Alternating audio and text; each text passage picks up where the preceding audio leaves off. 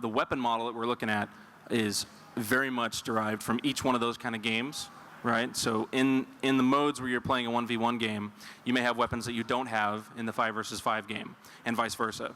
And you may even have dynamics for getting weapons that are different. So in a 5 versus 5, there's probably going to be a purchase model, right?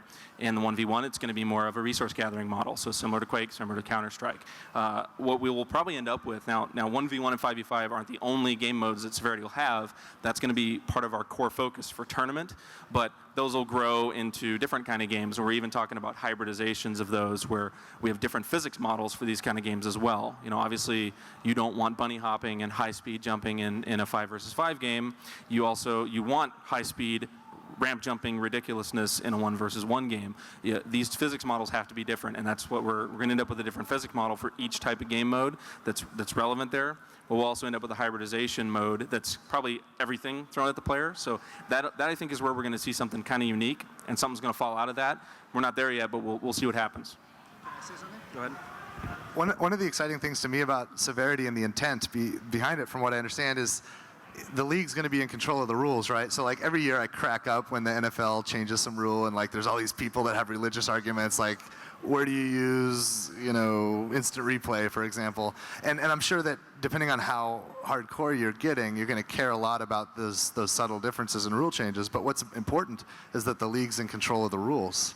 And so, yeah, some commitments are going to have to be made, some decisions are going to have to be made, but I think it's really exciting for the decisions about those rules to be in the hands of the entity that is solely committed to creating a success case for competitive gaming, not necessarily for things like you know, how many units does a commercial product sell, or which launch window did it come out in, or you know, what the advertisers think. You know, it's what's best for the competitive community, and not everyone's going to agree, but at least the entity that's going to be in control of the rules cares about that end.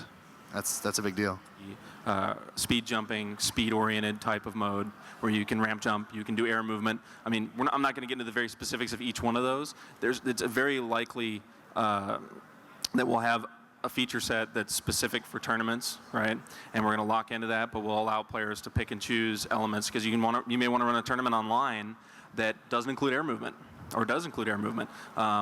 What's really going to happen there, though, is we're going to, in the closed and open beta, which is going to be a lengthy closed and open beta, is that we're going to get feedback from people who play, and people who play a lot, and we're going to take that feedback and we're going to put it into the game.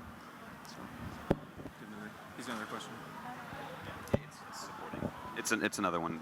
Okay. Pretty much answered it, but I assume it's the same answer. It has to do with the armor systems. Mm-hmm. Are you also debating a standard armor system or a tiered armor system based on the speed and movement also? Same with game mode. Yeah, it's same with the game modes. We're gonna look the 1v1. I mean, 1v1 is a very different dynamic than team versus team.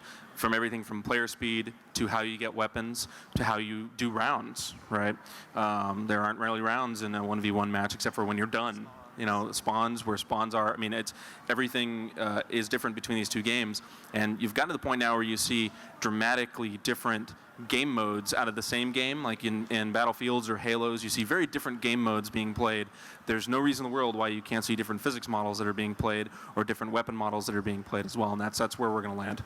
Randy's got what, you know, is it Tom knows this too, and because we debated about this kind of stuff, but at the end of the day, the sum of all those balances really relate to where's this thing going to be. Is it going to be a positive feedback loop or a negative feedback loop? Like if you think of a basketball game, is the winner going to take out, or is the guy that didn't get the basket going to have a shot? And you know, like Quake 3 with settings a certain way, you know, you get, when you have the advantage, you're going to run with it. It's like Doom 2 Deathmatch 1 versus Doom 2 Deathmatch 2, right? 2.0 was winner take out. 1.0 was, you know, the guy that respawns has the advantage. He's got more ammunition and he's got full health.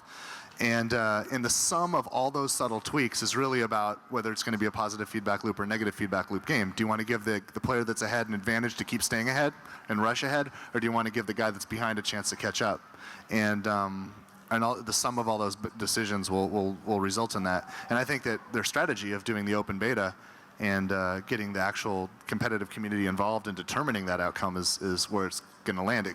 I could even imagine a scenario where you guys end up where it lands in both sides, where there's both options for 1v1. This is for Randy. Are there any plans for a sequel to Half-Life Opposing Force, or do you know at the very least if we will be seeing Alan Shepard in the future? I thought about it a few times, and I've had a few conversations with my friends up at Valve about it a few times. Currently, that's not something being worked on, but I have a hard time believing that I'm going to die or get out of this industry without coming back to that at some point. It's quite possible that Valve might want to do something with that without me, and that's their right. But I think I'd like to do that at some point when all the stars align. But right now we're not. So. He's a playable character in Severity. I'm just kidding. Can you answer something about Borderlands? Good. Go ahead. Will Borderlands feature a competitive play mode other than co-op for online play? That's a very good question, and that's one that we'll answer eventually. Sorry. I want to answer it right now. I can't. I'll piss off a whole bunch of people if I give too much information right now about that game. And that's one of the good things, because I love coming to the CPL and talking about competitive gaming, because that's one of the places where I started. And the fact that I can't talk more about Borderlands makes sure that I won't, so that we can talk more about Severity and all the things the CPL is doing. Awesome. By the way, that's Pro Gamer Magazine. That's one hot-looking magazine. Have you seen that, Randy? I'd like to. Yeah, they have them in the back. We'll get you a copy. It's really, really nicely done, so congratulations. So I've had such a great time with Randy Pitchford, Thomas Stain, Roger Lloyd, and yourself. Thank you so much for letting me come out here. Thank you, everybody. And if you have any other questions for Tom or Randy, we can do that off that. But they're filming, so they're going to run out of tape real soon back there. So, and thank you, Ivana, for moderating. It was incredible, and thank you for the panelists for accepting the invitation to be here. Randy's was the most classic response. Anything for the CPL. Thank you, Randy. Thanks, all of you.